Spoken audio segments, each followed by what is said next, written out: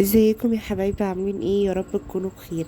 تعالوا مع بعض هنعمل طريقة طاجن لحمة بالبصل، انما ايه تجنن.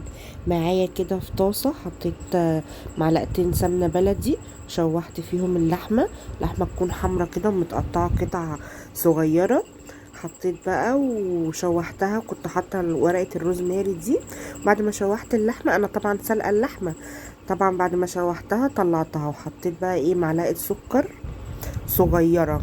ما تكتروش في السكر عشان انا السكر كتر مني وكان البصل مسكر قوي، بس كان حلو يعني.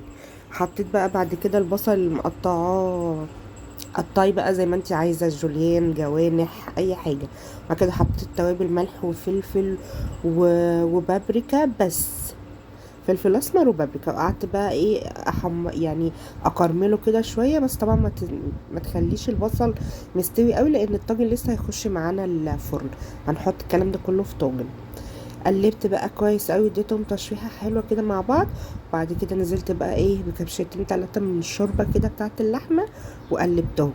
وحطيت بقى، جبت الطاجن وحطيت سمنه بلدي كده معلقه من تحت، وحطيت بقى ايه البصل باللحمه بكله في الطاجن ده. شويه صويا صوص كده عشان يدي طعم حلو للحمه.